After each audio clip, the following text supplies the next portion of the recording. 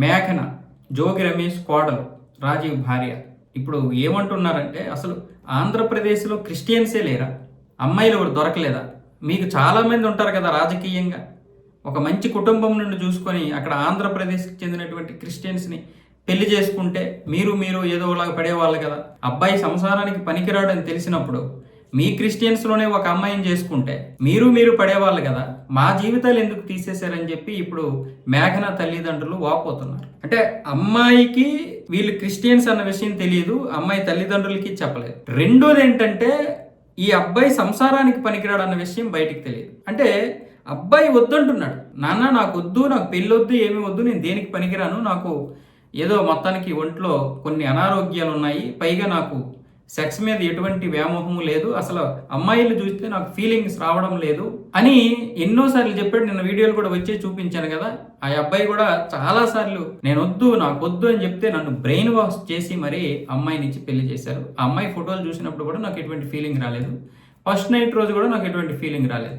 జిమ్కి వెళ్తాడంట, మంచిగా జిమ్ చేస్తాడంట, వచ్చేస్తాడంట, తినేసి పడుకుపోతాడంట. అమ్మాయి చెప్తుంది అది. ఒక అమ్మాయి తన గురించి అలా చెప్తున్నప్పుడు, తన గురించి కానీ తన భర్త గురించి కానీ ఎంత నరకం అనిపించుంటుంది. సరే, ఇది మాత్రమే మోసం కాదు. వీళ్ళు అబ్బాయి సుఖవేదల గురించి చెప్పలేదు, అబ్బాయికి అంటే మగతనం లేదనే విషయాన్ని చెప్పలేదు, అలాగే వీళ్ళు క్రిస్టియన్స్ అన్న విషయము చెప్పలేదు. పెద్ద నేరాలు ఇవి.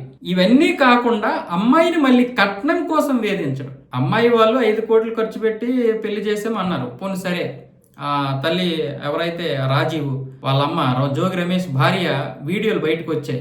మీరు మాకు గొలుసులు పెట్టండి, మాకు నగలు పెట్టండి, పైగా అమ్మాయి దగ్గర నాకు నా కూతురికి వజ్రాల హారం పెట్టాలి అని చెప్పి డిమాండ్ చేయడం, ఫార్చునర్ కారు ఇవ్వాలి, మళ్ళీ కొంత డబ్బు ఇవ్వాలి అని చెప్పడం, దీపాలు అగరవత్తులు వెలిగిస్తే శవాల దగ్గర వాసన వస్తుందని ఎటకారం చేయడం, నీకు ఒక ముద్ద పడేస్తాంలే పని మనుషులకు పడేసినట్లు అని అనడం. ఇవన్నీ కూడా ఈరోజు ఎవరు చెప్పారంటే జోగి రమేష్ కొడుకు రాజీవే చెప్తున్నాడు. ఇలాంటి దారుణమైనటువంటి దీనికి తీసుకొచ్చారు, నా జీవితాన్ని నాశనం చేశారు, నేను అప్పటికీ పెళ్లి వద్దు వద్దు వద్దు అంటుంటే మీరే చేశారు నాన్న, అంతా మీరే చేశారు అని చెప్పి ఇప్పుడు రాజీవ్ గారు ఏమొచ్చేసి అంటున్నాడు. దరిద్రం ఏంటంటే చూడండి, ఆ అమ్మాయి ఇప్పుడు నరకం చూస్తుంది. అమ్మాయి చివరికి అమ్మాయి కూడా బయటకు వచ్చి పంచాయతీలు పెట్టుకోవాల్సి వచ్చింది. అంటే ఈ జోగి రమేష్ ఎలాంటి వాడో, ఇంకా బూతులు తిట్టకూడదు కానీ ఈరోజు జగన్మోహన్ రెడ్డి ఇలాంటి వాళ్ళని ఏ విధంగా వెనకేసుకొస్తాడు? ఆంధ్రప్రదేశ్లో లేరా? మన ఆంధ్రప్రదేశ్లో చాలా మంది ఉన్నారు కదా క్రిస్టియన్స్, తూర్పుగోదావరి పశ్చిమ గోదావరి అంత ఉన్నారు కదా. మరి ఎందుకు మరి పెళ్లిళ్ళు చేసుకోలేదు? అంటే ఇక్కడ వాళ్ళైతే మన అమ్మాయిలు అన్యాయం అయిపోతారు, మళ్ళీ ఇక్కడ ప్రశ్నిస్తే పెద్ద రాద్ధాంతం అయిపోద్ది అని చెప్పా, లేకపోతే తెలంగాణ వాళ్ళు అయితే అడగరని చెప్పా. ఏ విధానంగా మీరు ఇంత ఆలోచించి ఇంత అన్యాయం చేశారు అమ్మాయికి? ఆ అమ్మాయి జీవితం నాశనం అయిపోయింది ఇప్పుడు.